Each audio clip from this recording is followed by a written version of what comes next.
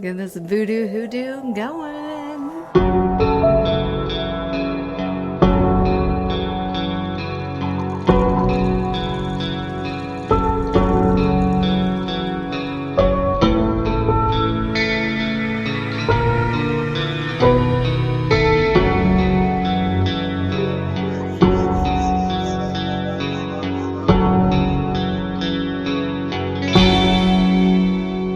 Welcome down the haunt. Yes. Amy, do you want to tell them what just happened? Okay, so we're sitting in the prayer closet, getting ready to start our episode, talking to Chris. And as always, we have our candles burning in the skull. As always. Yes, because that's a Per use. such a normal thing. Well, first of all, one of the candles completely burned out when the other one was only probably, a fourth of the way down? Quarter. Which now it's burning really quickly, and the flame separated first and then went completely out and then relit all by itself. So not sure what's going on in the prayer closet right now, but we're a little creeped out by something more than just a toilet paper roll right now. Just saying. And I just apologized to Chris for whatever we've brought into his home. Oh, I thought you were going to say for clogging his toilet. And that, sorry, Chris, I hadn't mentioned it. So I also clogged Chris's toilet about an hour ago and haven't told him still. It's embarrassing. I don't want to tell him. It's just clogged with toilet paper, not poop. I just need to clarify.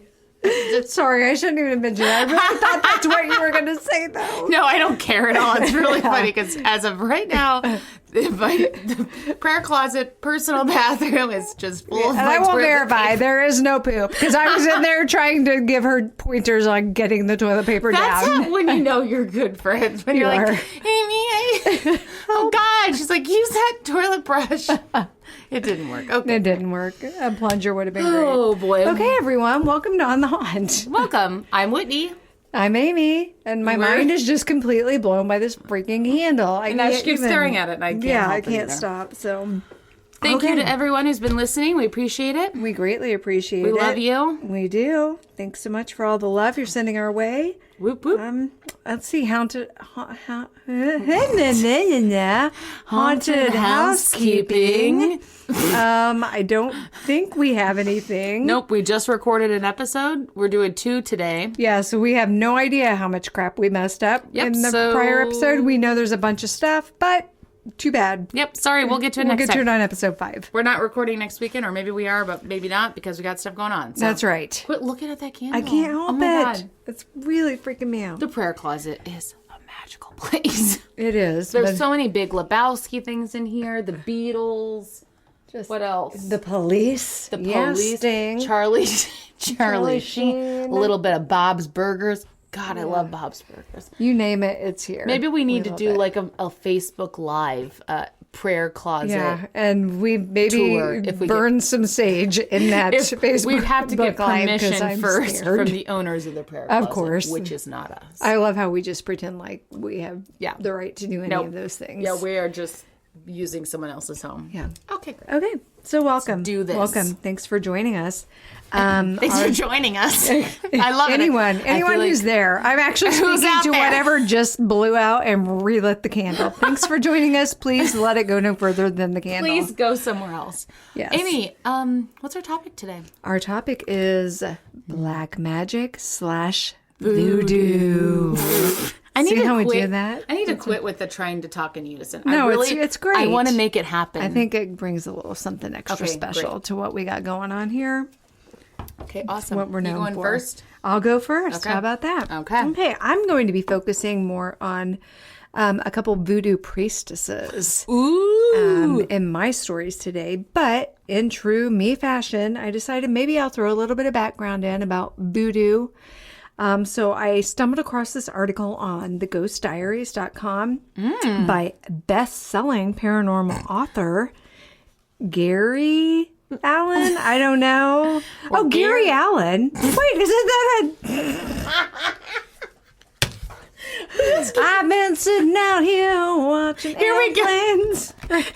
I had no idea. He was also a best-selling paranormal. No, that's him. I know it's him. Oh. Because I'm a fan. But I'm just now putting two and two together. Oh, here he is. Yeah, he's beautiful. What's up, Gary Allen? Wow, hey. Gary Allen, you are beautiful. Okay. I don't think that's the same Gary. Because this is Gare. Let me Google Allen, that. So Gare. Is that really a person? I don't know.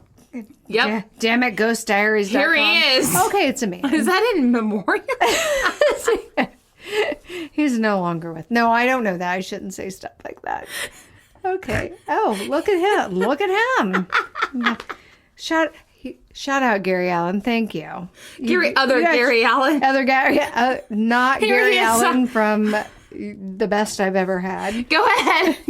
Google Gary Allen, Gare Allen. Here, there's a picture of him signing a book for a very young child. It's quite interesting. Who's clearly into the paranormal. Word is just his daughter. He's like, no one showed up to this book signing. Come here, Janet. That'll be us someday. So actually, this is a really good article written by him. So thanks, Gary. Yeah, We're sorry. Thanks, Gary. I want to give him props because without people like him for me to copy and paste their information to, this wouldn't be happening. You're the bomb. So I love how he opened with a voodoo incident that happened and then goes into kind of a description of what voodoo. So starts out in August of 2012. C. Wheeler, a retired man in his late 60s, was found dead in his bathtub inside his Florida home.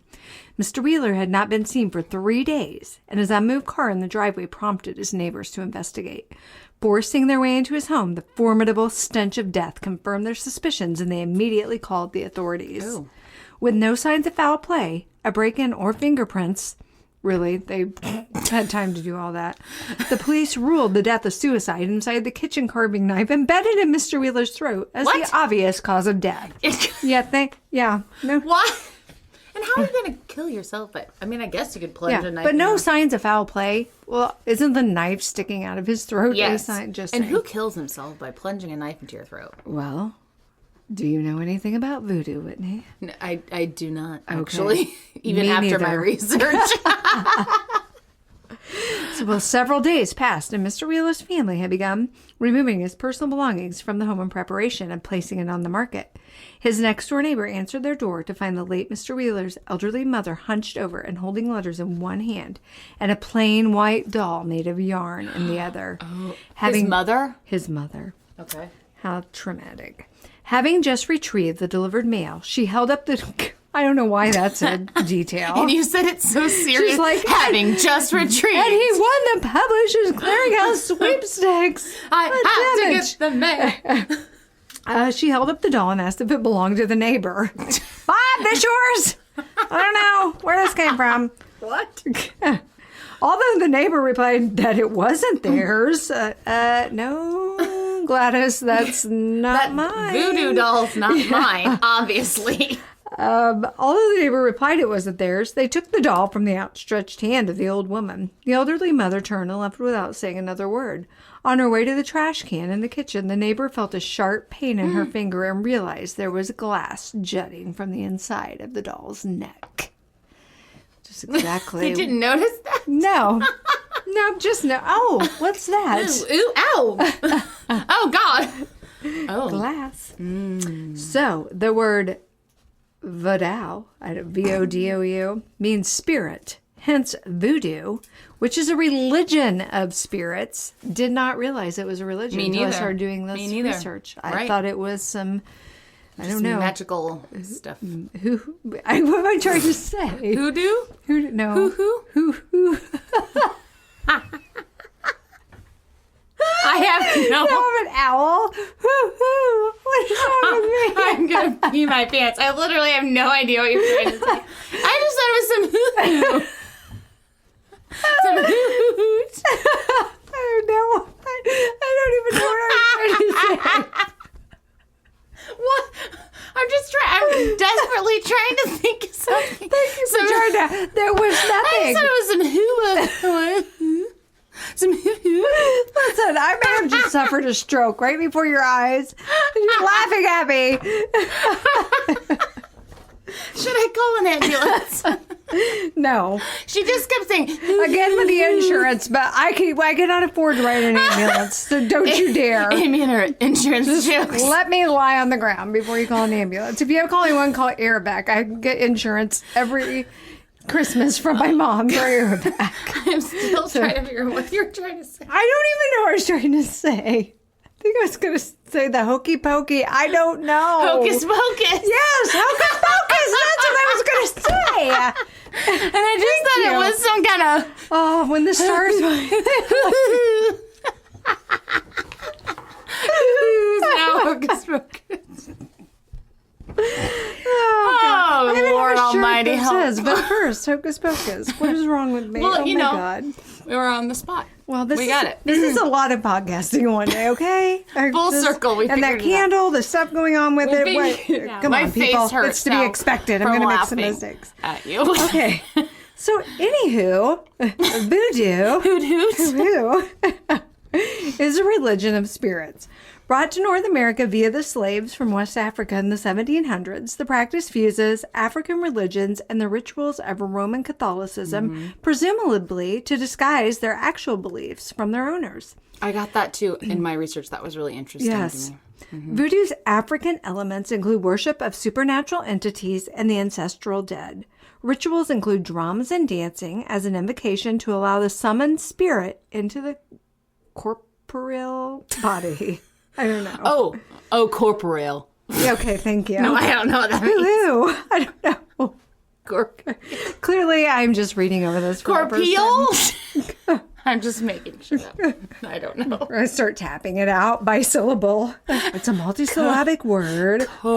Corporeal body. Does that mean your body. physical body and then your astral body? Because some of the things I read was talking about like your spirit and your body and them being Yeah, I think that's what something it like is. that. We're going. We with don't. it. We don't don't know. We're making up crap as You're we go along. corporeal. Anywho, hoo. Most voodoo rituals involve the sacrifice of an animal. It's believed the spirit will harness the animal's energy as it leaves the carcass. The meat is then consumed as part of the ceremony. Weird. Eek. Practitioners of voodoo or voodooists. You're trying. I am. So hard. To make yourself misspeak. Voodooists. Voodooists. It's hard to say. They summon the departed souls on the other side of physical reality. In general, voodoo is practiced to enhance one's quality of life, often with regard to health and prosperity. Because I always think of voodoo and I'm like, ooh, no good to come of this. This is revenge at its worst. But on occasion, and when deemed necessary, the magic favors revenge and is utilized in direct opposition of another's well-being. That's kind of what I always thought of voodoo. Absolutely. I never realized there was a positive side to it. The religion is known to embrace acts of retribution on those whose actions warrant a response. There are several methods of harnessing the power of spirits, including a curse, spell, hex, or gris bag. Or is it gree? I don't know. Is the S silent or isn't it? Let me look at it. Gris? I don't know. Okay. And of course, a voodoo doll. Yes, of course. A female voodooist may serve a man red sauce and add a small portion of her own blood in an attempt to hex the man unto marriage. Great. Oh, no. There's got to be a better how I got plan Kyle. than that. Hey, you want some of the spaghetti? Do you love spaghetti? What do you think? I'll throw a meatball in there. You want to marry me? You're gonna marry me. Yeah, it's happening now. You can't resist my hex. There are spells to induce nightmares. Great. Inflict physical pain and suffering upon a former lover and betrayer. And even to make someone's hair fall out. Well, okay. Glad That's we just put that mean. in the list. I think I have been under that hex because if you look at my hairbrush, all the hair is just I think out. that's just mean. Yeah. True. The rest, okay, that's just mean. That is mean. That's like on, The Craft. The movie The Craft, when she touches her head and then all of her hair starts falling out. That's an amazing movie. Probably in my top 5 movies of all time. I can't hardly watch the snake scene. No, that's gross. But I do love that movie. It just freaks me out. And then it was just like, Mr. We are the weirdos. I'm like, Us this is my too. motto of my life. Alternately, losers. well, here are the gris bags. Maybe I'll call them grisgri. The grisgri bags are used as that. protection against dark magic. Properly made, they'll defend against attacks of negativity and harmful intent. Okay. Great. So if I need all feel the like someone's gris-gris. doing something, I'm just hanging up like Lipton tea bags all What's over in my the house. gris bags? Do we know? No, please don't ask me things I can't answer. Okay. So I'm just I going to can't make even it up. say the word. There's now like what's Sage and lemon zest, Thank you. Parmesan cheese All kinds of great. to put on your blood spaghetti. Those are all my favorite things. Yes. I mean, not really. I don't really care for Gonna lemon give me a zest. grisgri bag. Similarly, voodoo dolls are not harmful by themselves. Their purpose is to focus the energy of the user. Okay. In the case of Mr. Wheeler, it seems the intent was anything but benevolent. Pinning a photograph. Well, yeah, clearly. Thank you. I mean, the knife was sticking out of his neck. Ooh, I was That trying. was not a love spell. That wasn't I put some blood I in your just spaghetti wanted and him to marry me. Whoopsie. Oh, that's how you use a voodoo The doll? next guy. Whoops. Thought that was where his heart was. What am I saying? No, that What's wouldn't my end accent? any better if you stab him in the heart. No, not at all. Why am I a Canadian? No. Okay. Oh, I've been Lord. listening to the last podcast on the left about Willie Picton. Oh, isn't that a great one? It is, and they all talk in Canadian Yes. accents the whole time. Anyway. Okay, where was I? Sorry. Oh, pinning a photograph or hair of the person at which the energy is being directed will assist in this delivery. Okay. So good to know. If you ever, So get don't into- take pictures. No, or anyone's hair. Or don't. Well, I'm screwed because I Keep just all told your you hair. I leave the piles of hair everywhere So I go. It's all just of our full hair hands. ladies just collecting our hair. Great. That jerk. My Roomba is out to get me. And every other member of my And Kenny family. Powers as he Yes. collects all your hair And balls. Rowan. No, Kenny Powers ripped my cat, everyone. There's something seriously wrong with him. He gets so stressed out, he grabs his fur and his teeth and just rips it out and then leaves like clumps of hair all over the house. Oh my God. That's not normal, right? No. Okay. Is well, it your dog stressing him out? Probably. My dog makes me rip my own hair out. I'm sure he's doing it to the cat too. Dang it. So perhaps the most terrifying aspect of voodoo is the ability of its practitioner to induce a zombie-like state upon their enemies. Research has discovered that a toxin from a pufferfish called tetrodotoxin, or TTX, can induce a death-like state for several days while the victim remains conscious. And that's true because pufferfish is considered like this huge delicacy, but it's got to, I remember reading gotta somewhere, be it's got to be prepared by someone who is 1,000,000% sure they know how to prepare this fish. Just like a risk you're not willing to take. No, why? Just to say, ooh, I ate a pufferfish? Right, And they're 'cause pufferfish. Like, look, like what? When No, they don't eat deflate, them. is there any meat? No, they're just air and tetrodotoxin. That's I it. just That's all don't they're- feel. I just feel like that's not a risk I'd be willing to take. No, that makes Okay. no sense. But whatever. Have you eaten pufferfish? Anyone? The additional use of a dissociative drug called datura removes the will of the victim and leaves them completely helpless. I have no This will. is my biggest fear in life. That I was gonna say that's just who I am. Isn't that what happened in that? Oh, what was that movie with Michelle Pfeiffer and Harrison Ford? What Lies Beneath? That's a great movie. Doesn't he give her some sort of a yes, drug? when that- she's in that bathtub? Yes, and she can't. Yes, And she can look around but can't move. Oh, Yes. that's a great movie. God, I love Michelle yes, Pfeiffer. she's amazing, and And Harrison Harrison Ford. Ford. But particularly Michelle Pfeiffer. You're beautiful. We love you. God, you're amazing. Imagine being unable to move, or God, I shouldn't have Even eaten in all those Greece. garlic nuts. Sorry. Even in Greece too. Being unable to move or speak as you are mistakenly declared dead and placed inside a coffin to be buried alive. Your inner cries echo inside your head, but are heard only by you. Gary Allen, you're a great storyteller. God, Gary Allen. I'm just sitting out here. Not that Gary Allen, just to be clear. A perpetual panic attack chases your sanity and fear consumes your entire being, not your beating. And your beating heart. And your beating heart. Sadistic irony plays out as you pray for death while dirt is shoveled over the top of your casket in which you're Please sealed. die, me. You're a voodoo zombie, Gary Allen says. So Gary Allen. Cool. Got a flair for the dramatic. Then he says, belief in voodoo ranges from a complete acceptance of its power to utter disregard as pure make-believe. Hocus pocus. There you go. As some would call it. I may not have started out this story strong, but darn it, I'm going out with a bang. An example of the former can be found when back in December of 2002, Haiti suffered a loss of over 2,500 people from an outbreak of cholera. 2010. What did I say? 2. Oh, sorry. But I mean, that's so 2010. recent. Oh, the numbers are running Sorry, together. and they had cholera? Yeah. Oh, my God. Local residents were so convinced the deaths were a result of the actions of voodoo priests that 50 practitioners were lynched and stoned to death, while others were hacked to death by machetes. Oh, my God. And then he finished up with Mr. Wheeler died from a sharp knife plunged by his own hand deep into his neck. The mysterious yarn doll found by his mother in... Oh, that was in the mailbox. That's Now That's why that was an important detail. We're like, what did it matter about the dang mail? Here's his AT&T bill. So it had glass sewn into its neck. Oh, my God. That's so creepy. So I'm going to talk a little bit. I don't know. I got my hopes up because I'm an idiot who believes everything I see on TV is, solely based in fact, even when it's a fiction show like American Horror Story, Coven. My favorite of all the seasons, by the way. Love American Horror Story, Coven. But that the character Angela Bassett plays, Marie Laveau, is very loosely based, I'm learning, on the actual... Also, Angela Bassett. She's amazing. Oh, my gosh, yeah. I mean... Awesome.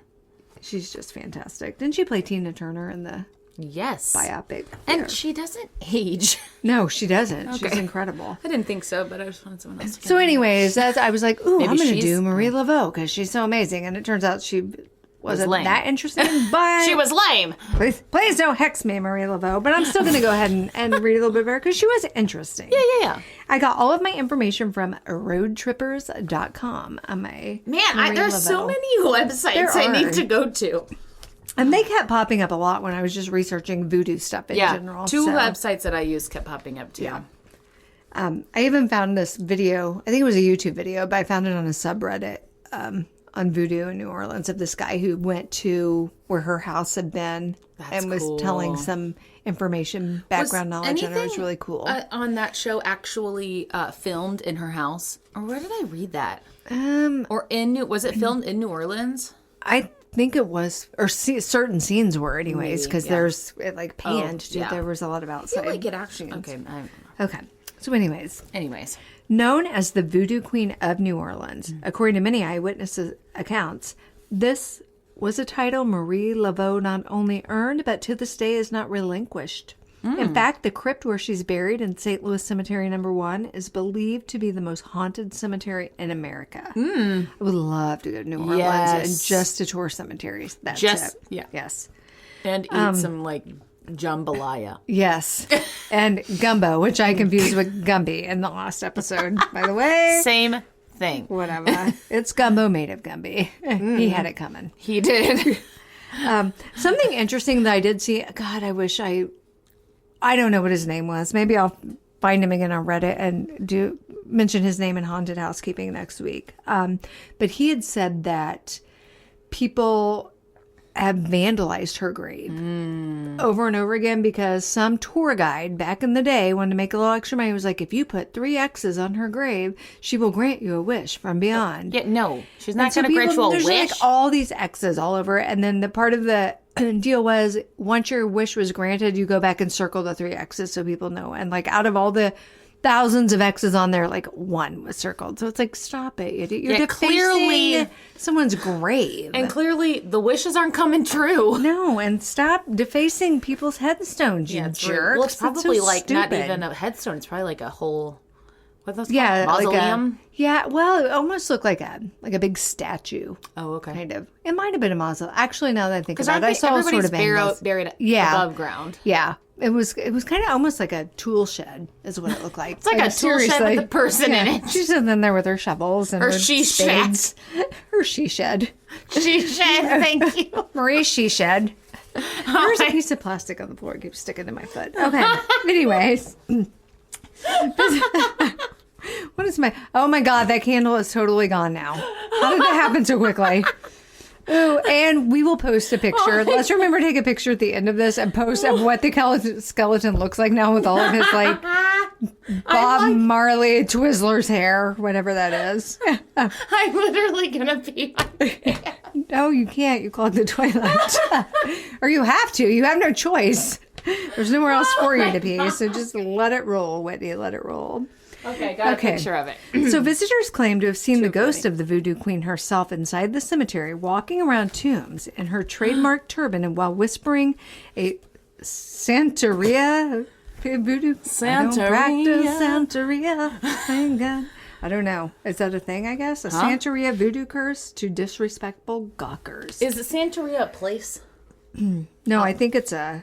I don't know. I'll Google while I don't practice Santeria is the line. So is it like a type of religion, maybe? We are so stupid. And I love how every time we're on here, we have to start Googling stuff that we've already had our hands on the stories we've copied and pasted. Santeria is a word I don't know how to say. Afro-Cuban religious cult developed from the beliefs and customs of the Yoruba people and incorporating some elements of the Catholic religion. Okay, so I was close. Just, I mean, it's I don't know. If you visit her grave, you'll notice people still leave offerings, candles, flowers, voodoo dolls, all in the hopes that Laveau will bestow her supernatural blessings. When people make a wish at her tomb, they return if their wish comes true. Oh, this was in here. It's not working. And leave 3 X marks as a sign of their gratitude. No, that's not true. They leave the 3 X marks, and then when they want their wish, if their wish did come true, they go back and circle it. So, roadtrippers.com. You didn't look at the guy's YouTube video on Reddit. Just saying. But sorry, thanks for letting me steal all your stuff, even though you have no idea I'm doing it. Maybe. All of our millions of listeners. Yes. If you know someone from roadtrippers.com, let them know. The queen of mistakes, just cut theirs. Or maybe the guy in the video was wrong. I don't know. But he seemed to really know what he's talking about. He had like a sweater and a button-up shirt underneath it on. So that's professional. Absolutely. And he had like Shaggy from Scooby-Doo's haircut. So I take him very seriously. Oh, God. So who was the Voodoo Queen of New Orleans? How did a freeborn Creole woman rise to become one of the most powerful, influential, and feared women in 19th century Louisiana? Calm down, roadtrippers.com. Okay. I mean, I'm afraid of her. But come on.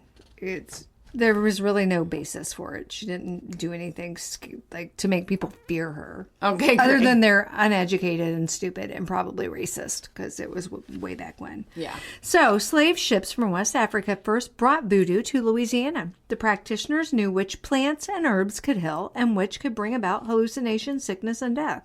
So, okay, that's makes good. sense. Good to know. They brought all of their knowledge over with them, but I'd be like, no, I'm not telling you what heals you. You brought me over to slave ship. Yeah, exactly. Screw you. Freaking piece of crap. Exactly. I mean, that's where I would go with it. Yes. But anyways. I'm with you. And here's a little quote from Strange History. Oh. I know, don't we all love strange history? Yeah. Upon arrival, the slaves were christened Catholic and were orally taught the faith. That's freaking great. Yeah, so we're not going to steal you from your homeland, force you to work for free and abuse you, but we're also going to force you into Catholicism. Yeah, that's so jacked up. So in Catholicism, the slaves found parallels in their own belief systems and in conjunction with their own religious practices involving naturalism, spiritualism, and herbalism, voodoo practitioners would create amulets that had the power to heal or cause harm and perform rituals involving drums, players, and dances designed to bring about a desired effect. Marie Laveau was one such voodoo practitioner. So I found that amazing that even back then they were healing with crystals and stuff. And then I wrote a note to myself, I don't know if you've been watching The Hills, New Beginnings. No. Okay, well, I'm sorry for you. I need amazing. to. Audrina's still trying to get Who's Justin there? Bobby. Someone on it. Oh, Misha Barton. Misha Barton. Why and is she on Brandon Lee, Tommy Lee's son. I don't know. They just. But why is Misha Barton on? Because her career stalled out, man. Okay. She'll do something. But did you know that Spencer Pratt now has like a crystal company? That's where he's making his money. Would you like to hear what it's called? Pratt Daddy Crystals. Stop. It's Is that a play on amazing. words for something? I don't. It's Spencer Pratt. Come on. That's so embarrassing. We should buy some Pratt Daddy crystals for the prayer club. No, they're like way overpriced. Oh. Keaton, my daughters Keaton really, looks- anytime because they're constantly promoting their products on the show. You're curious. So she's you in this scenario, Yeah. pulling stuff up on, Googling it every 5 seconds. Yeah. And they're like really expensive, like stupid expensive. Are they cool? Maybe we should buy No, some they're crystals, not. though. They're Because ugly. it's Spencer Pratt. And he sucks. wears them on like a string around his neck. It's so Ew. strange. And then Audrina was like touting her swim line, so Keaton was looking those up, and they were way overpriced. Anyway, sorry, back to Voodoo. No one else cares about this crap. I do. The hills, Spidey, Eyes! Spidey. Yeah, the Spidey hills do have eyes, and they are not seeing anything good. Although some references to Marie Laveau in popular culture refer to her as a witch, that's in quotes, she's properly described as a they're not voodoo witches, queen. yeah. Like, what a great nickname, voodoo queen. But Like, they're okay. priestesses, right? Like, Yes. technically, like, why aren't So they calling could them that? Call them a priestess. Yeah, don't call them a witch. No. That's rude. Because of her prominence within history, the voodoo in New Orleans, she has inspired a number of artistic renditions. I'm not going to go through all that, but anyways, a bunch of people have written a bunch of songs and Books and and you name shows, it. yep. Although I did find it interesting somewhere on here. Where did I do that? Oh, in Charlene Harris's True Blood, Sookie Stackhouse novels, Sookie! the character of Hadley is lured to her death at the site of Marie Laveau's tomb. God, I didn't remember that. I Those loved those books books. were amazing. I know. I loved them so much. The show, I stalled out. Yeah, But I loved those books. they were good. And I love the series they turned it into. It's amazing. Their accents were fantastic. Yeah. And horrible at the same time. What's that guy? He passed away not that long ago. Oh, yeah. Lafayette. The guy, I can't think of his real name. He was so good. No. As a free woman of color, Marie Catherine Laveau, and this gets crazy confusing because apparently you name all the daughters the same name. So there's a bunch of Maries. Oh, great. All of her daughters are named Marie? And her mother, too. Okay. This gets super confusing. And when I was watching that video of that guy on Reddit, he was talking about how there were a lot of rumors that, she was so powerful that she didn't age, and she was often seen in more than one place at a time. And it's like, no, she had 95 children named Marie. all who looked like her, probably, yeah. Come on, people. Because they're her children. Yes. I'm everywhere. I found that kind of funny. Like They're like, I just saw her. She's 6. Yes. People won't believe whatever they want to believe. That's her child. Idiots. Which makes me kind of laugh because every time people see Keaton and I together for the first time, they're like, oh, you two look alike. Did I tell you? I guess I don't see it, but apparently everyone else does. This so is it's off weird. topic a bit, but when you came to pick up Keaton at my house last week, Oh, God. my granny thought that you were Carter's girlfriend.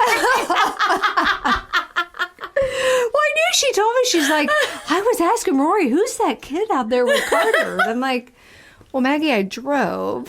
I love you. And I'm an adult. Well, thank you, Maggie. For I know, making she told me that yesterday. I was like, I'm going to tell Amy young that. enough to be dating my 14-year-old son. Like, God. Thank you, Neutrogena moisturizer. You're really doing your job. I know, she was like, she looks so young. I'm like, I know. But then I walked in the door and she's like, oh, never mind. And then I'll send you to the Lancome counter and have Charlene hook you up. She was like, she's just so tiny, too. And I was like, oh, God, I'm going to tell her all. We're just little people. We can't help it. It's a blessing and a curse. We can't reach things off of tall shelves, We can but climb into tiny spaces. we can clean a floor like nobody's business. Okay. As a free woman of color, Marie Catherine Laveau was born in New Orleans on September 10th, 1801. She was the illegitimate daughter of a free man of color and a Creole mother. Oh. Historians believe Marie's mother and grandmother were voodoo practitioners. In 1819, at the ripe young age of 18, Laveau married Jacques Paris, with whom she had 2 children, none of which are believed to have died young. Her husband also passed away under mysterious circumstances, which this says that, but then some other stuff I read just sounded like he bounced. Okay. Just peace out. Either way. Left her and her 2 children. So by the time she was in her 20s, she was known around town as the Widow Paris. Great. Awesome. Really? That's what I want to be known as. I have an identity too. It's not just And my why husband's Paris? wife. And I don't think he really died. I think he ran off. So stop it. Call it what it is. Did he go to Paris? No, that was his last name, Jacques Paris. I mean, hello. If that's not French, I don't know what is. This name would also be etched onto her tomb, which has become quite a popular tourist Paris? attractive. Paris. Paris. What did you think I was saying?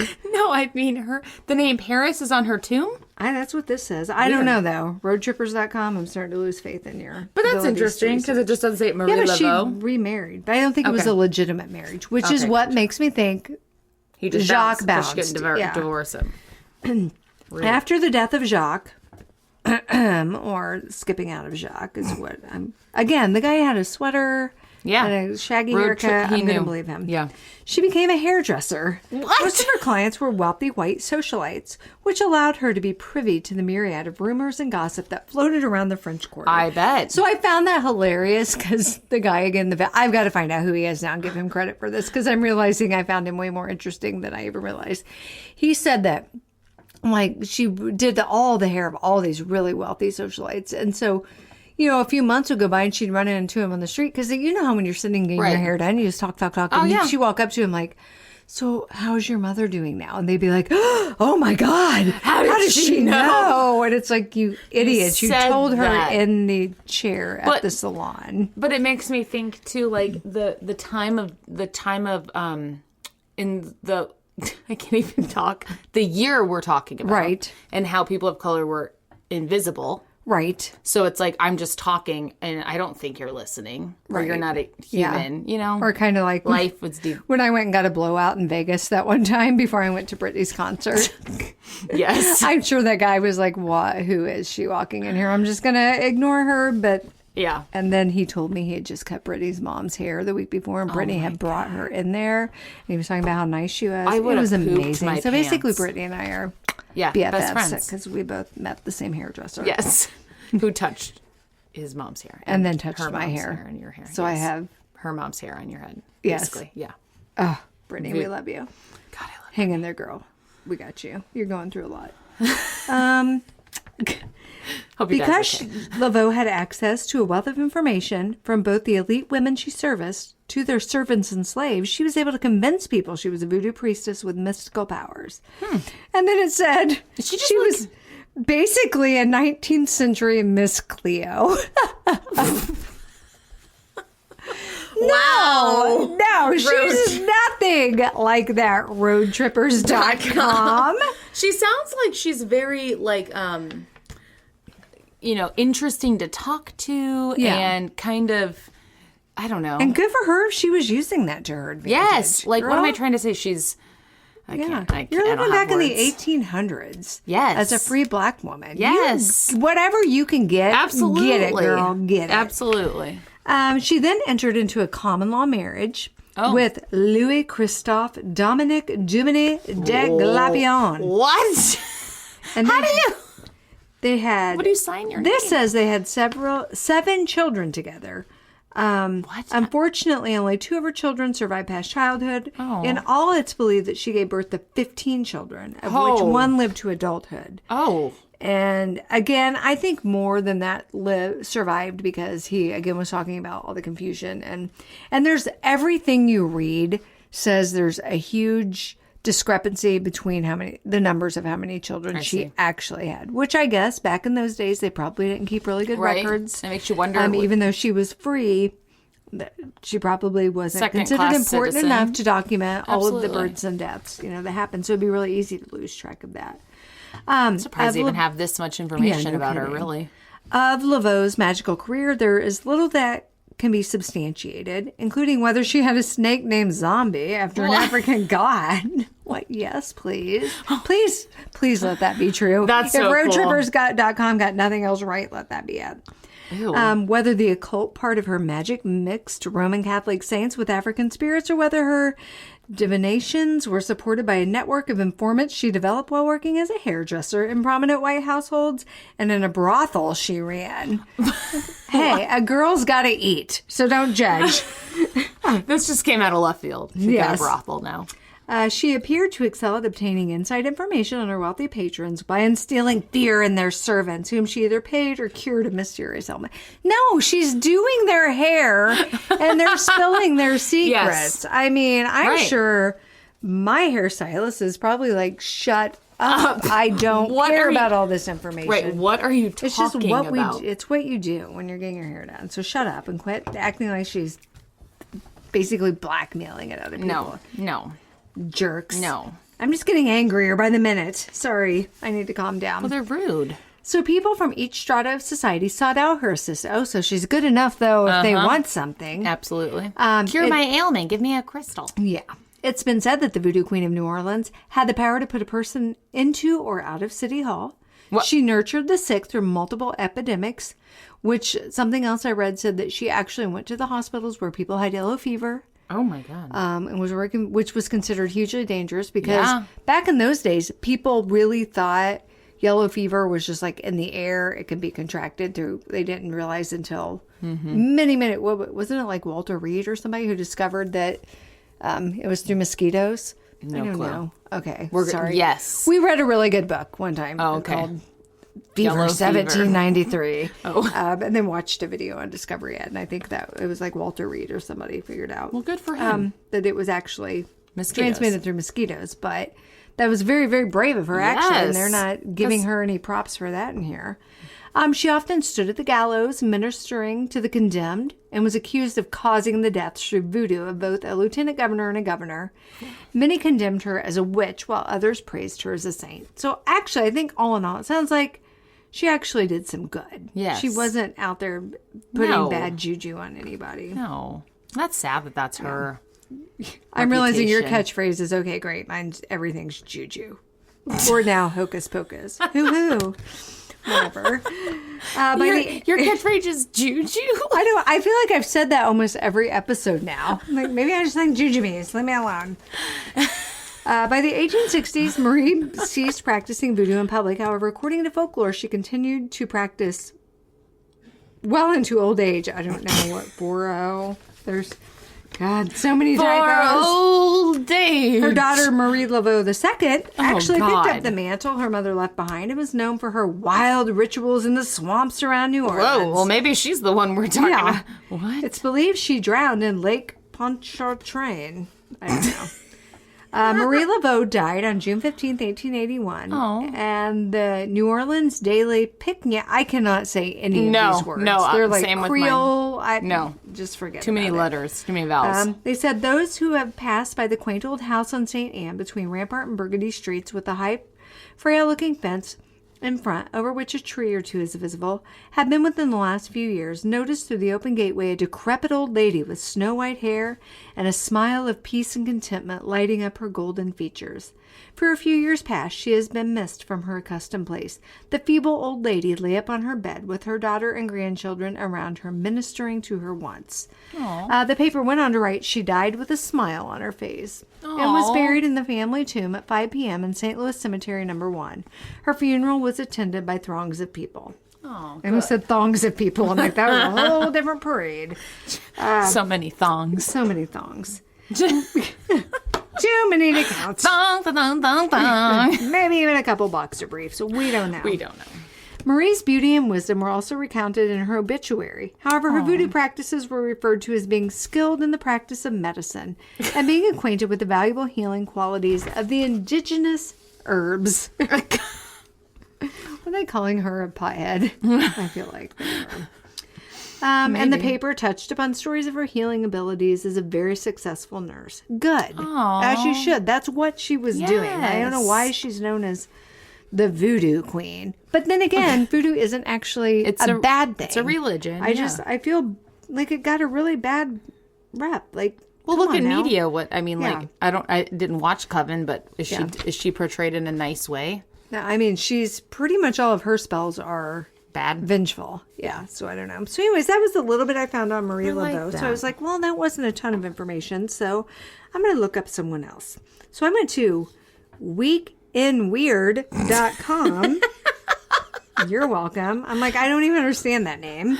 It's not weekend, everyone. Week in weird. It's like week in review. but weak in weird.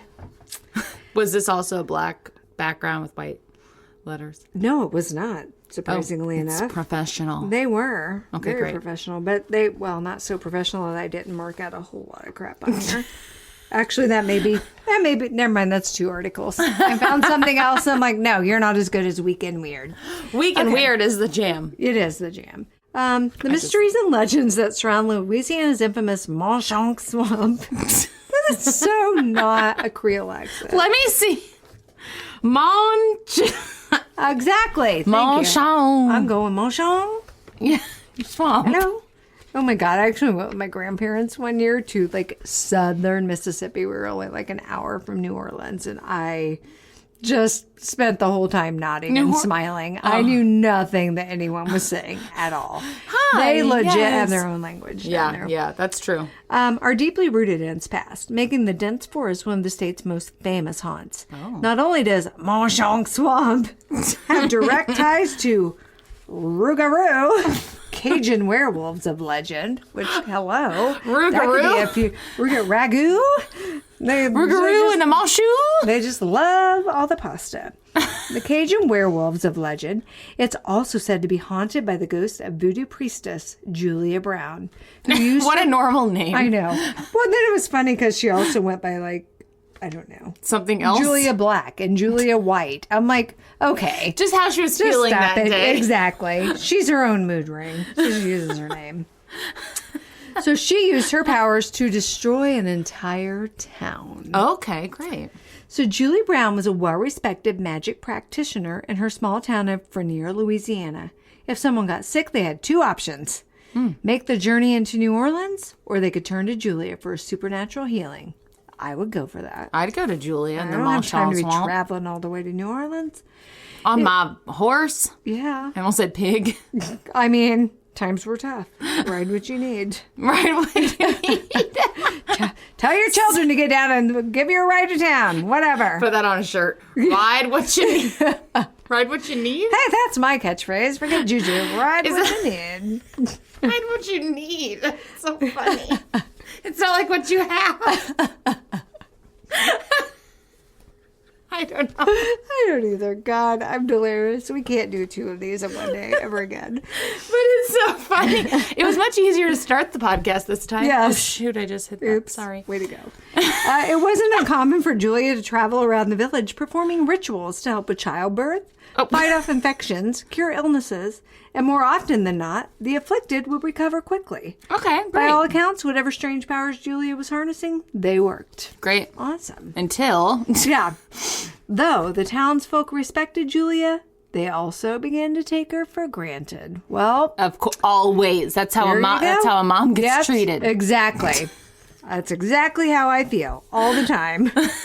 And, I try to help, and no one listens, and they take me for granted. Yep. Kind of like how I'm always telling my kids, if there's a fire, you're going to die because you don't clean your rooms. And they laugh and laugh at crazy mom. Ha ha, mom's a psychopath. We have these smoke alarms. These old Pop-Tarts aren't flammable. Yes, they are. Just wait. Just wait. True story. I was in my daughter's room one night. Oh, God. Because we were watching a movie and it was storming. And lightning came through. Her window was not open. It was closed. But lightning came through the pane of glass and struck her music stand. I witnessed that with my own 2 eyes. It made it leap up off the ground. It was awful. Was it hot to the touch afterwards? I didn't touch it. I was just like, oh my God, lightning just hit that music stand. Inside your home. I'm pretty sure she had some Taylor Swift sheet music sitting on there. So Lover's out now. Yes. It's a great album. You need to calm down. You're being too loud. Oh God, we are so getting sued for all. We've used so many songs. But we just love. We do. It's just love. We're not talking. It's a token of admiration. It is. Taylor, come on. You gotta know. We're Swifties. We are Swifties. Screw you, Scooter Braun. Yeah. And Demi Lovato. Yeah, give Taylor her masters back. She's gonna re-record them. Yeah, she's re-recording them anywhere, so take that. Yeah, me. Okay. What are we talking about? I don't know. I'm so delirious. I snorted like I shouldn't have 3 eaten all times. that pizza. When she started to feel as if her neighbors were using her, many of them demanding her help without asking, No. Julia Brown developed a bit of a mean streak. Well, you think? I almost said mean streak. I thought you said minstrel. Well, And then she developed her minstrel streak. that too. And she began scaring the ungrateful locals by predicting when terrible things were about to happen to You're them. about to get your That's minstrel amazing. streak. That's great. Take that. And it's going to last 47 months. And it'll happen when you're in gym class. In your white pants. Ha, ha, ha. I don't know. I don't either, and I love This it. is so ridiculous. Whether she was foretelling future events or placing a curse, well, okay, or either or, it seemed Julia always knew when something bad was coming to the town of Vernier. Of Monchange Creek. Enchantant. Swamp. I said creek. Dawson's Creek. Or Schitt's Creek. Look at Joshua Jackson. Hey, how you doing? I don't wanna wait. Yeah, too. But I don't want to wait. I don't know. For our lives to be over. For the love of God, I cannot focus. It's so dark. This will either be our best episode or our worst. We're like, people are like, We don't know. unsubscribe. We don't even listen to this. We just put it out there. We do. Like that's a shock to anyone who's listening. So on September 28th, 1915, Julia made her final terrifying prediction and then dropped dead. Oh, God. That's kind of anticlimactic. So in the final, I love this. I love this. Okay, I can't wait. In the final weeks leading up to her death, she was often heard singing, "One day I'm gonna die, and I'm gonna take all of you with me." Oh. Over and over again. Oh. I can just see her on her porch picking her guitar. Like, haha, I'll take that. So Yikes. she died, as I said. Okay. Dropped dead. And they're as like, they oh, were God, there. she's... Yeah. So the entire next? town gathered at her funeral, hoping to show that the show of attention would help her soul rest easy. Because they're like, we probably should have been a little bit nicer Too little, to too her. late, suckers. But unfortunately for them, it appeared to have the opposite effect. Oh. Julia Brown was true to her word. As the nails were hammered into her coffin, a sudden and unusually devastating hurricane ripped through the entire village. What? Leaving only 2 citizens alive. Whoa. Hundreds of people died during the storm. In fact, so many were lost that locals claim it's still common for skeletons to surface today, only to drift down the muggy swamp. The force of the hurricane was felt all over southern Louisiana and claimed over 350 lives. One former resident was lucky enough to have left the Monchange swamp during the storm. My pronunciation just gets better You're and better by the so minute. good at that. Thank you. You're welcome. You would think I'm from New Orleans, wouldn't you? You basically are. He recounted his experience.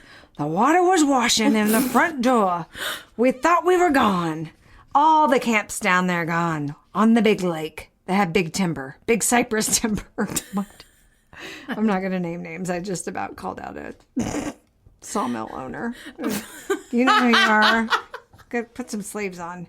It was just like a break boar went along there. I'll bet that storm blowed up about 120 or 30 miles an hour. You could hear it come across the south pass and hit our place, just like a freight train. So that was his recounting of what Go happened. ahead and say, Amy has said that I'm the more theatrical one of the duo. I don't think so. I'm really bringing You're my coming A out. game today. You're coming out of your shell. Over the years, countless Oh, developers. can I just say Yeah. though how scary hurricanes are? Oh. Shout out to the people going through a hurricane right Dorian. now. Mm-hmm. Intense. Yeah. So that Super is crazy. insane. Yeah. Sorry. But if you were around in the 1915, you would blame it on Julia Brown. Exactly. Maybe it's. But it hit literally as they were lowering. I mean, her that's coffin not into right. the ground. That's not right. Over the years, countless developers have tried to rebuild the area, but the only thing that remains on the island where Julia Brown's village once stood is a mass grave where the dead were buried. As you can imagine, the entire island now has a reputation for being an insanely active paranormal Yes. We should go to hotspot. I had to turn my page. Paranormal Hotspot. Hotspot. Wi-Fi hotspot. We should. a good one. We should go to Marchand Swamp. They'll be like, the Uber driver's like, what are you saying? We'd like to go to Marchand Swamp. He's like, you're going to need one of those boats with a giant fan. Yes. What are those called? Fan boats, all right? No. Well, if they're not, whoever's listening, then They should rename that clearly fan boat. be called a fan boat. Where hundreds of people have experienced unexplainable activity, including the sound of a ghostly voice singing Julia's infamous song. No. It I'm says, gonna die. Julia Brown might not have been Louisiana's most famous voodoo priestess. I think that's a jab to Marie Laveau. Yeah. But she certainly made a huge impact. She's the both meanest. during and after her life, for sure. I'm going to take you all down to the river. That's not what she's saying. Okay, I was just... Today, those willing to brave the waters of Marchand Swamp can dig, or no, don't dig. Don't dig, you're below sea level.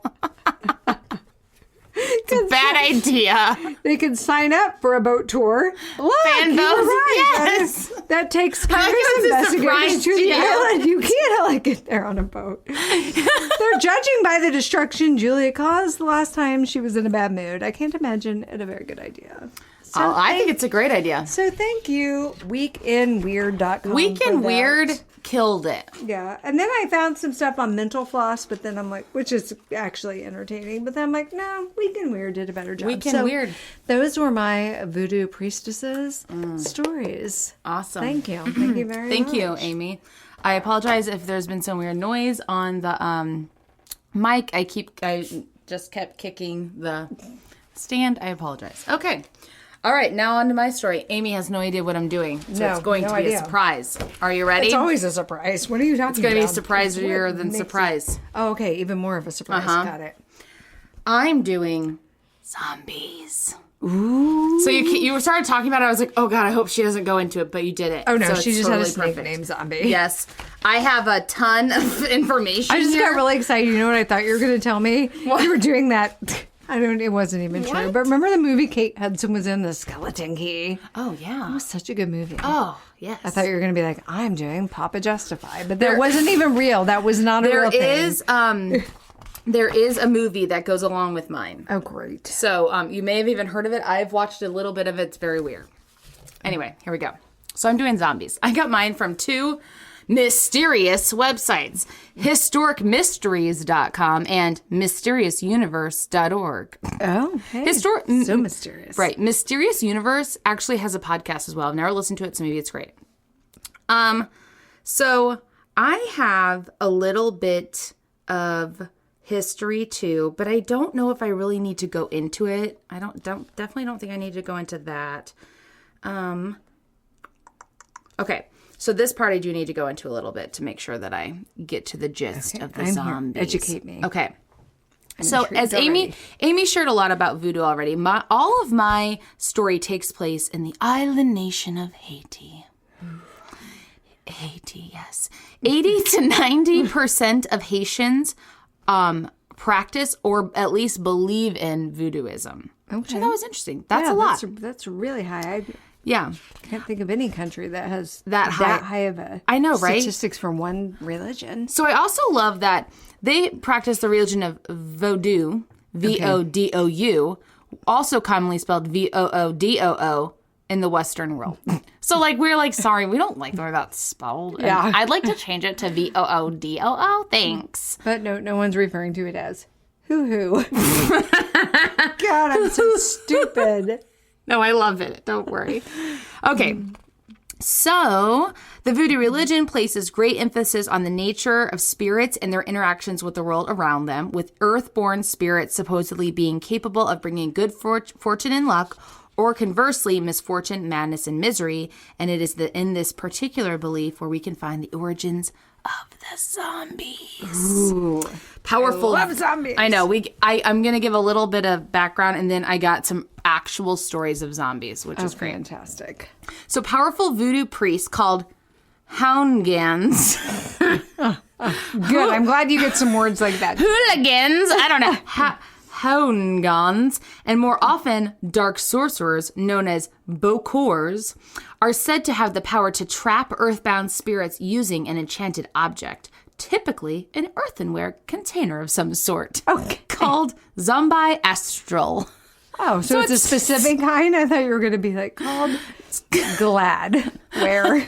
Called that pot in the corner. Like, it's, I think they could just kind of, I don't know. There's somebody's grandma sitting in a country crock thing. Right. You open it up wanting butter, and no, it's a zombie potato. It's a earth-bound spirit. Or sweet potatoes. I just wanted to butter my toast, Grandma. Where's the butter? Love of God. Okay, great. Isn't hot in here? Yes. Okay, or is it just so me? Dark. It's so dark and hot. At least it's not cold. My hands are so sweaty. Okay, considering that a dead body is seen as merely, it's very redundant, an empty vessel lacking a spirit to animate it, the priest or sorcerer can then place the enslaved spirit within the body of their choosing. Oh, great. If a bokur is powerful enough, is that your toes? Yes. Sorry. Let's see.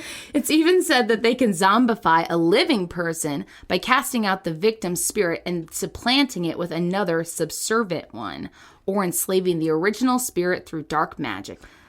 I mean, it just gets so so that weird. kind of is like the skeleton key then. Yeah, it is. Usually by casting a hex on the target individual. Okay, blah, blah, blah. So the purpose of a zombie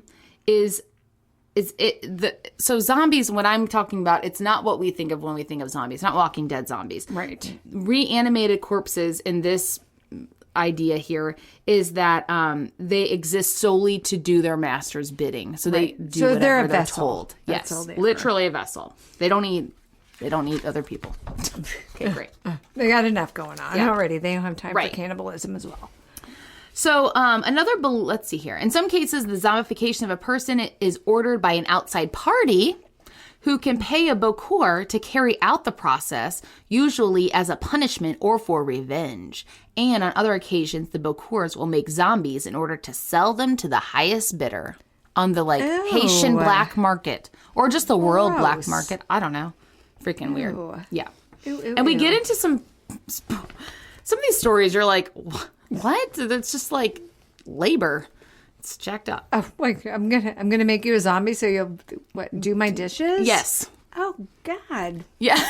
I mean, come on. I know. Judith. Do your Just own. Get off Do your your own ass freaking and work. dishes. So another interesting belief is that although if the priest or bokur who has animated them dies and the zombie's freed, they're not totally brought back to life. And while some are completely returned to normal and have their own soul back, others remain a roving zombie, aimless and bound by no master, just walking around real confused, not knowing really who they are. Well, I think I've seen a few. Right. Just saying. Right. It's called Walmart after 10 p.m. Yes. That's all there are. There has long been great terror among the Haitians of being turned into zombies. So these poor people live their life being like, oh my gosh, I could be turned into a zombie or my kid or whatever. Some rich uncle that Right. doesn't want to mow his own lawn. Right. Like, So come on. you're just a lawn mowing awful. zombie. Okay. Sorry, it's so dark in here now, but I don't want to turn the light on. So they also are so afraid of having a family member resurrected as a zombie, to the point where there are great efforts made to make sure that the dead stay dead, such as performing protection rituals, burying them with heavy stones or concrete lids that are too heavy to lift, keeping a constant vigil on the grave until the corpse rots and becomes so useless to a bokur, or even decapitating, strangling, shooting, or otherwise maiming the corpse so that's unable to be reanimated. I mean, I would be okay with someone Yes. doing that to my corpse Yes. if you were doing it so that I didn't have to come back as someone's lawn mowing zombie. Right. And then some people, they were talking about how, in some cultures, because this isn't just in Haiti, obviously. There are, Greece. When I was reading, there were some archaeologists that were digging up tombs and things in Greece from, 800 BC, and they noticed that, all the corpses there were, bound. Or had heavy stones on their head and their feet. So it seems it seems to be a pretty widely practiced ritual. Maybe not all nowadays, but, Well, I mean, it's interesting, yeah, right? but look at nowadays it's not as necessary because you're placed inside a sealed Locked coffin box. and that goes inside of a Well, vault. so were some of these people. Although this may all sound kind of like legends, there have been numerous accounts of encountering supposedly real zombies in Haiti since at least the latter part of the 19th century. One of the first widely publicized accounts, and indeed this is clearly not my words, one of the works that first brought the idea of zombies to the Western world comes from a best-selling 1928 book called The Magic Island by an explorer and adventurer named William Seabrook. So I did a little research into William Seabrook, because I'm like, who is this guy? He was basically like the Montel Williams of journalism. Okay. Super interested in the occult and Satanism. He was a known cannibal, like admitted to being a cannibal. Do you know who this guy is? No, I just now realized who Montel Williams is. Montel Jordan. This is how we do it. I'm like, I don't understand. No, Montel Williams. Remember what? Okay, no, now I get it. Now I see his face. I'm so Do you remember stupid. though? Didn't Montel? Was it him who went? They like opened up a tomb in Egypt live on TV. It wasn't the Geraldo, it was Al Capone's. Dang it! I meant to say Geraldo, not Montel Williams. That's who I meant. Dang it! Thank you. I'm like, what? You're like, what's wrong with He was a nice guy, I guess, but he wasn't like a groundbreaking journalist. Sorry, Montel Williams. I meant Geraldo Rivera. Dang it! Geraldo had a sweet, sweet mustache. I'm so glad I should have texted you. Hey, who's that guy that opened up that tomb on live TV?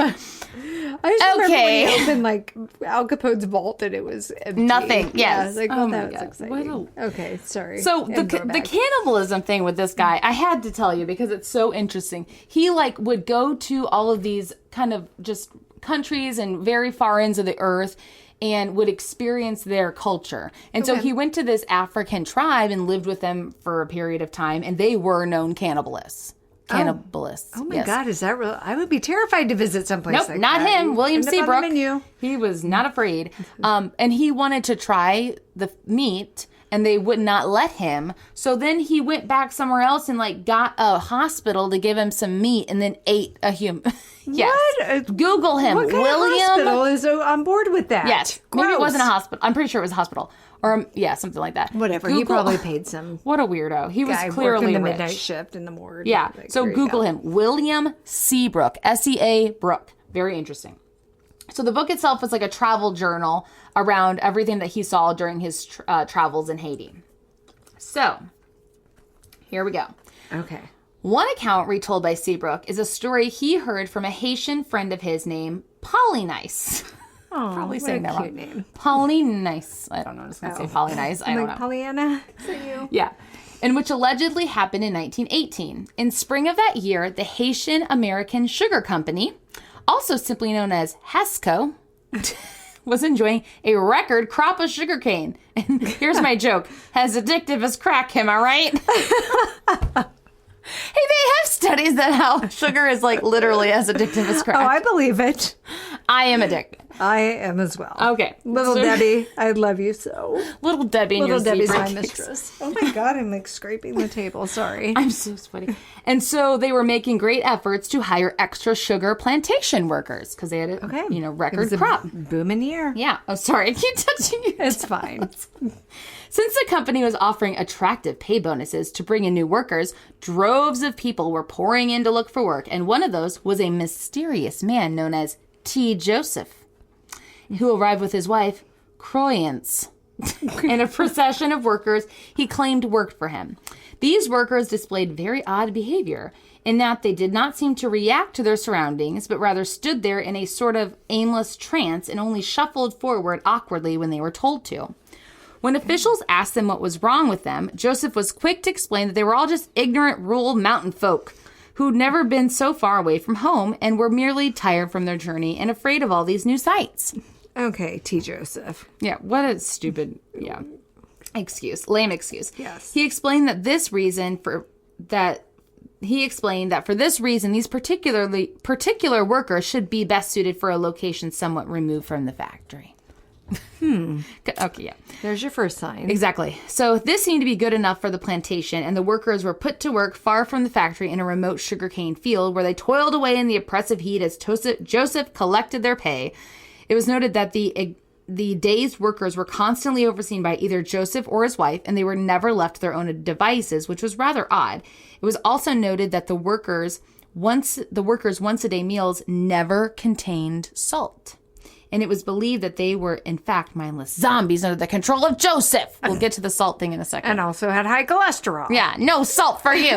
It's like more. We talked about salt a couple episodes ago. Okay.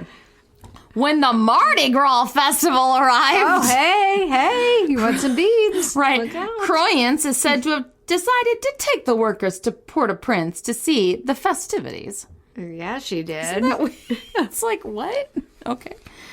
As they were there, the mysterious workers merely sat and stared at nothing as usual, showing no emotion at all. A food vendor allegedly passed by selling cookies made with peanuts, which Croyance bought and passed around to her zombie entourage. Oh, God. Fantastic. Who wrote this? Not me. And she would soon learn that the peanuts had been salted. Uh-oh. When the zombies suddenly became uncommonly alert and began screaming and rushing off toward the mountains. What was in those cookies? I don't know why they went to the mountain. There had been any doubt that they were the reanimated dead before. All doubts had now been cast aside because she was like, Croyance was like, help me! But no one had the courage to get in the way of the fleeting group of zombies. And they melted away into the wilderness. So they were gone. I guess so. They were able to find their way back home to their village, and once there, they were immediately recognized by their family members who had thought they were long dead. But the zombies totally ignored all attempts to communicate with them, instead making their way to the graveyard where they dropped to the ground as lifeless husks that seemed to have suddenly rotted to some degree. Ew. I mean, that really sounds... Yeah, but I mean, to like seems eat a cookie, intense. Snap out of it, and then run to your gravesite, back, yeah, and fall down and rot a few degrees. Immediately. That seems a little extreme, but I don't know. Yes. Vengeful village elders were really mad at Joseph, and they sought him out and chopped off his head. Okay, great. Okay, well, I mean, Yep. he had it coming. Yeah. So Seabrook, our explorer cannibal friend, he was not convinced by this story. Wasn't enough information for All him. right, Seabrook. What do you need? Maybe we do need to turn on the light. It's getting actually hard to read now. Amy is turning on the light. Thank you, Amy. You got it. It's going to be very bright. It just turns on the fan. Oh, God. Here's a lamp. Here's a lamp. Okay, perfect. That's great. Okay. Thank you. Let's see.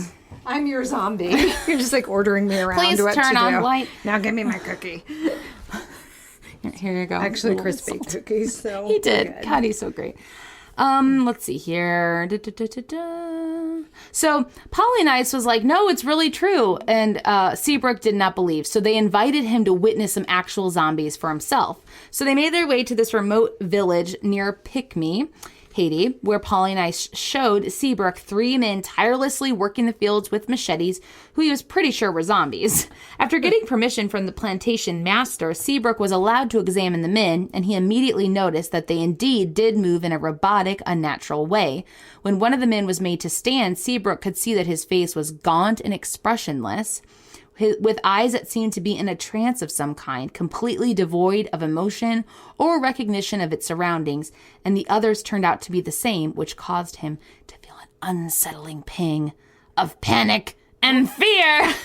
Well, he put himself in that situation. Right. Listen, maybe they're you lucky tired. Lou. You Right. got what you asked for. And maybe they're just like tired. Yeah, And from they're working working on- like a very monotonous job. Yes. And tedious. Yes. Like swinging that machete. I All would be day able to long. swing it about twice, and Right. it would be. And yeah, my eyes would arms be are jelly. my eyes would be glazed over too. Or Jello, not jelly. My arms are jelly. They're Or Jell-O. jelly too. Whatever. Both are delicious. Yes. So he couldn't get, and they would not let him get any closer, but he thought that they had undergone a lobotomy, was his hypothesis. Oh, well. Okay. Thank you, Dr. Seabrook. Dr. Seabrook, get out of here. Okay. So the next case comes from 1959 and is an account written of in the book Voodoo in Haiti by Alfred Matra. Oh, I think you're going to say Hitchcock. By Alfred Hitchcock. Oh, God. Okay, apparently there was a young this is, that's what creeps me out. There was a young aristocrat who had his car break down near a remote village, and as he wondered what to do, an older man with a white beard approached and said that he would make arrangements to have the car fixed. That's helpful. In the meantime, the two went off to have coffee together, and as they talked, the old man admitted that, actually, I'm a powerful voodoo priest. Oh, Not only this, he also claimed that he had cast a spell to cause the car to break down to begin with. Oh, great. Well, that's when You should run. Really, start thinking I'm not really comfortable sitting in this Denny's with you anymore. I need to get out of sir. this diner. The priest then explained that the aristocrat had been harboring a powerful cursed object in his vehicle, which was what had drawn his attention to it in the first place. But none of this impressed the rich man, who was skeptical, to say the least. Oh, well. I love how this is written. Thank you, mysterious universe. The rich aristocrat. In order to prove that he was who he said he was, the priest asked the aristocrat if he knew a name in Monsieur Celestien. And he indeed did, as the man in question had died 6 months earlier. The priest then cracked a whip. What kind of a Denny's is this that he could just crack a whip in it? Dude, do you have a permit for that? Like, what do you... This is not normal. What year is this again? I'm sorry. 1959. 1959. It's like modern time. Okay, great. He cracked a whip and called forth a lumbering, dim-witted figure who stumbled into the room and turned out to be the thought-to-be-dead Monsieur Celestion. Who was summoned by a whip? Who was cracking? What? Who was Did you just ring a bell? It's not as intense. I don't know. Who was described as being lethargic, slow-moving, and in a daze, and would apparently do whatever the priest requested of him. When asked how he had come into possession of the apparent zombie, the priest told him that a Bocour had sold Monsieur Celestin to him for a small fee. Okay. Oh, it's human trafficking. No, I mean, yeah. Not all right. No, it's all human trafficking, honestly, when you get into the zombie stuff. The very same book, what was the book? Voodoo in Haiti by Alfred Not Hitchcock, tells the bizarre story of a young woman who was engaged to be married to the man she loved. Aww. A powerful voodoo priest also seemed to be enamored with her, and he tried to gain her hand as well, but was rejected. Just move on. Yeah, take move it on. like a man. Right, and move on. along. Put your whip away. Yes. And was rejected. Not long after this, the young woman became suspiciously ill, finally dying of her mysterious undiagnosed sickness. Her body was given back to her family, and she was buried in a coffin that was too small for her, causing her corpse to be put into the ground with the neck bent at an angle. Oh, come on now. To make matters worse, at the funeral, a careless guest allegedly dropped a cigarette to burn the poor dead woman's ankle before she was buried. That's freaking rude. Why are you smoking at her funeral, first of all? Right. You jerk. And if you're going to be smoking, my God, keep it away from the body. Right. What are you doing over her body where you... Yeah, I mean, and how tall was she? She's too big for her Or coffin. how small was this coffin? What is happening? So many things happening in this story. So that just screwed make up. me It gets so even sad worse. So in the days after the funeral, the family purportedly learned that their dead daughter had been seen walking around with the priest she had scorned. But they refused to believe this was anything more than a morbid rumor. Years later, the priest in question had a change of heart and came forward to apologize for his various evil deeds, in the process promising to free all of his zombies. All of his zombies? Great. He's got many. One of these was a young woman with her neck bent at an angle and a cigarette burn on her leg, who was recognized as a dead woman who had been buried years before. Although the family took her back, she was never to be the same again, never really regaining full awareness of her surroundings or her mental faculties. Oh, my God. So literally, she was awful. buried. Yeah. She was totally buried. And then it's like, how did she get out? And Well, he dug her up, I guess, right? So jacked up. That is fair. He probably had some of his other zombies dig her up. And then he did what he did. And when I was reading some of this, like what you had spoke about with the different pufferfish stuff, like that, they definitely talked about that. That's very likely that they use a lot of those things, right? When they're doing this, obviously. No, but I have seen stories like this. It's well, I get to the granddaddy here in a minute. Okay. Because I've seen documentaries. It's and stuff so on this before. fascinating. It's crazy. Yep. So then we've got another one here of the 1970s, and then we get to the granddaddy of all the I can't wait for the zombie granddaddy stories of it all. Yep. Moving on into the 1970s comes a curious account of Francina Iliuz, a 30-year-old woman who was checked into a hospital after suffering from what was described as digestive problems. So she had the poopies. Yeah, we've all been there. In February of 1976. She was treated and sent on her way, but would turn up dead just a few days later, after which she was dutifully buried at a local cemetery. Okay, so we haven't all been there, I guess. Never mind. No, I've never died of my poopies, but... And do your duty and bury her, thank you, at a cemetery. She was dutifully buried. That would be the end of things until several years later, when in 1979, 3 years later, the woman's mother was contacted by some woman at a marketplace in a nearby town who claimed that there was a thin, pale woman roving about who matched the description of her daughter. When the woman arrived, she was quick to positively identify the mystery woman as her own daughter, although she was a shadow of her former self, unresponsive, squatting about. I mean... What does that mean? There's no chairs. She's still got the poops, okay? She's got to squat. It's like... She can't help it. Get me a toilet.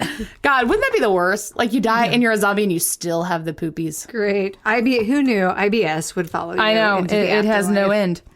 And generally acting like an animal. The only thing she would somewhat respond to was her former nickname, T-Femi. Femme? T-Femme? T-Femi. Yeah. Like femme fatale. I don't know. Small woman, in quotations, which managed to at least get her attention, at least fleetingly. Some nearby American missionaries came to investigate, of course we did, yes, and found that the woman's family had refused to take her in her current state, and one of the missionaries would take it upon himself to look after her. Of course. So nosy. How nice of him. And helpful. The strange story came to the attention of Dr. Lemarc Douillon at the Center for Psychiatric and Neurology, I just made that up because it's in another language, and in Port-au-Prince, who made the trip out to examine the strange young woman. He soon found that she showed classic signs of mental challenges, unable to really put two thoughts together, and against the constant claims that she was a zombie, her grave was dug up and checked. Chillingly, it was found to merely be full of rocks. So they dug up she was like... And she was able, though, to tell them, yes, this is what happened to me. I'm a zombie. Yeah. But I don't think, crazy. Like, most of the stories here, it's just not the same. Like, when you're talking to someone like this, it's not like you're talking to you and I. Okay. So, Pet Cemetery, everyone. Yes. Okay, yes. Great. So they dug up her grave, and it was just full of rocks. The young woman was never able to really articulate where she had been since her supposed burial and never regained complete motor functions. It was thought at the time that she had been zombified by a man whose advances she had rejected. I mean, are we kidding me? Stop it. Stop giving these men power. Yeah, there were others who suspected their current state had been arranged by none other than her own mother in order to be given to an arranged marriage. So, I mean, also she was alleged to have given birth to 3 children while in this state, none of which survived. Oh, so totally jacked up. You know what? I feel like that was one of the stories I saw. I wish I could remember what I saw. There's a picture of her. I forgot. I didn't put it in here, but there is a picture of her. T-Femi. T-Femi. T-Femi. That's her rap name, everyone. T-Femi. Well, her real name is Francina Illeus. And she's, she's a Haitian woman, and there are pictures of her online. So if you Google her, you'll see her. I feel like I saw. I mean, I think what I watched, it wasn't a documentary. It's like one of those shows where they reenact everything, but I remember hearing that story. Yeah, it's so jacked up. And now, the granddaddy of all supposed zombie cases certainly has to be that of, I can't even say his name, Clairvius Narcisse, who in April of 1962 found himself at a hospital. Here he is, sitting on his own grave. Okay. Complaining of a fever and various aches and pains all over, with the added bonus that he was reportedly spitting up blood. The very next day, he was pronounced dead, and his body was placed in cold storage at the facility, after which he was buried. So he's in cold storage and then buried. So he's in a morgue. And yes. Then, okay, so he followed the proper steps. The family was already suspicious of an attempt to zombify their loved one and apparently had a very heavy concrete slab placed over his casket as a precaution. Ooh, why were they already paranoid about that? That kind of their whole life, like all these Haitian. I mean, I'm making like very sweeping generalizations, but like so in that's Haiti, just normal it's common. for them. That's what you do. Well, at least it's something that's. I mean, for us, it's definitely not normal in any way, shape. So, no, but at some crazy, just crazy. Absolutely, you have to worry about that. Yeah, at some point after his funeral, someone disturbed his grave. During the night, a Bocour, or Haitian voodoo sorcerer, dug him up and removed him. Narcisse was beaten, bound, and forced to drink a potion before being taken to a sugar plantation. But, like, how they force him to drink a potion? He's dead. Yeah, you just open the mouth and pour it down, I guess. Right? I don't know. Or was he, though? Or was he dead? Or was he given some of those sort of drug, that makes him appear dead? But it's like, God, even that's so terrifying, because they say when you take those drugs, you're completely aware of everything going on, but you can't speak, you can't move. It's so jacked up. Well, and it's like... Also, we'll get to that in here in a second. But it's like, one of the side effects of one of those drugs, I think I have it in here somewhere, is hypothermia. So, like, will, Yep. So symptoms of that poisoning include hypothermia, flatlining, and a coma-like state that allows the victim full awareness. The tetrodotoxin, is that what you were talking about? The TTX. Yep, TTX. So symptoms of that poisoning include hypothermia, flatlining, and a coma-like state. Wow. So, I mean, I guess if you're already have hypothermia, that mimics death. They put you in a morgue, though, wouldn't you die, though? I don't know. Maybe not that soon. I don't know. We are not doctors. No, not clearly. I was a doctor, but I'm not anymore. No, I'm kidding. Okay, so let's see. So he was forced to drink a potion before being taken to a sugar plantation. Once there, he encountered others in a state similar to his own. He had to work in the fields, and the Bocour constantly gave him additional injections of the same potion to maintain his zombie-like state of mind. For the next 2 years, Narcisse remained on the plantation until the Bocour that recruited him died. Even though he was now nothing more than a lifeless husk, he took this chance to wander off unseen. 18 years afterwards, like after he died, he returned to his home village where he sought out his sister. So he talked... His poor sister. Can you imagine? You're like, oh, God! Clarice! Can't say his name. So Clarence. Where have you been, Clarence? He would go on to tell how he had been zombified by his own brother for refusing to sell a portion of family land, and that after turning, he had been sent to work as slave labor on a plantation. When his master had died, he claimed that he and the other zombies working there had been freed of the force controlling them and let loose to aimlessly wander the landscape. Oh my God. He had then managed to make his way to where his family had found him. After intense questioning, he was found to indeed be the missing man, like he was Clarivius Narcisse or whatever. And he would go on to explain that during the whole process, he had been aware of what was going on around him, but unable to do anything about it. He even chillingly claimed that he had been aware and awake as he had been lowered into the ground during his burial. That is just unable so to cry scary. out for help. He would say this of the horrifying experience. Here's a direct quote. They call my name 3 times, even as they cast the dirt on my coffin. I was not there. My flesh was there, but I floated there, moving wherever. I could hear everything that happened. Then they came. They had my soul. They called me, casting it into the ground. Then the earth opens up, and then you sit up. They slapped me 3 times. Then they made me smell something. I was taken to the house of the Bocour, and he cursed my cheek where the nail of the coffin, or cured my cheek where the nail of the coffin went through. Oh my God. How insane. So here's the ending here. So during his whole enslavement on the plantation, he claimed that he knew what had become of him. So he's like, he knew he was a zombie, but was held in a daze and rendered unable to interact with the world in any meaningful way, instead doomed to a strange, lackadaisical trance. Everything was like a dream in which he could not make any focused decisions or feel much of anything. Eerily, he also claimed that no salt was ever put in the food, echoing the legends of salt being a cure to zombification. I'm safe then. Yeah. After being freed, he had all the popcorn. Right.